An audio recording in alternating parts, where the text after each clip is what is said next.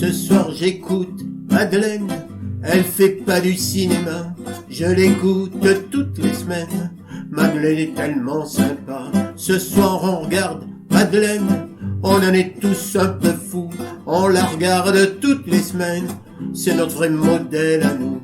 Madeleine, c'est une symphonie, c'est notre musique à nous, même qu'elle est trop bien pour nous, mais après tout on s'en fout. Bonjour Madeleine. Donc tu es co-animatrice d'un nouveau groupe d'action de Perpignan qui s'appelle le Carrefour des Insoumis de Majorque. Et en fait, tu as eu envie de rappeler quelques principes parce qu'il y a beaucoup de jeunes qui arrivent aujourd'hui et qui s'inscrivent comme militants à la France Insoumise. Et ces principes sont importants. Alors, tu peux nous en donner la teneur ? Oui, alors je vais vous donner la teneur. En gros, la feuille de route pour 2024 définie par l'Assemblée représentative de la France Insoumise en décembre 2023. Bon, il y avait 3 grands axes proposés.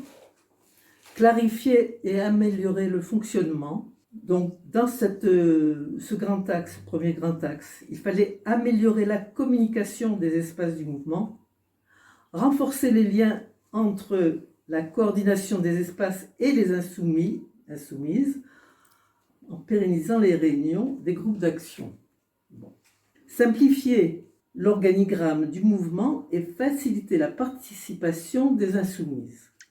Clarifier le rôle des référents départementaux et leur lien avec la coordination des espaces.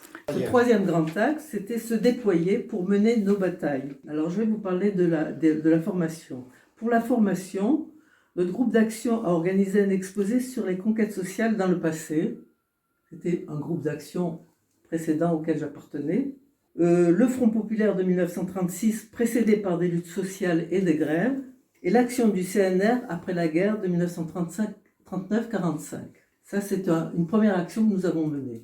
Par ailleurs, après les différentes élections qui se sont passées, européennes, présidentielles et législatives, qui nous a beaucoup occupés pour la distribution de tracts sur les marchés, les sorties d'école, dans les boîtes aux lettres ou du porte-à-porte, nous avons organisé d'autres formations, une formation sur les violences sexistes et sexuelles, et des ateliers plus exactement, et un atelier sur la lutte contre la propagande des médias dominants. Je te remercie Madeleine. Alors tu penses que ces formations, elles sont importantes, c'est nécessaire, pour quelles raisons ? Ben, c'est important parce que quand on fait un groupe d'action, on ne sait pas trop où on va, et on a besoin de se sentir en groupe, de se former pour affronter le travail de militants. Et puis, on a surtout besoin de se sentir reliés les uns aux autres parce qu'on part un peu tous dans tous les sens. On n'a pas toujours le compte-rendu de ce qui se fait par ailleurs. Donc, c'est important qu'on se tienne au courant dans nos formations de tout ce qui se passe par ailleurs. C'est très bien. Donc, si je comprends bien, avec ce que tu viens d'expliquer, les jeunes militants sont armés pour la démocratie interne. On l'espère. Très bien. Merci Madeleine.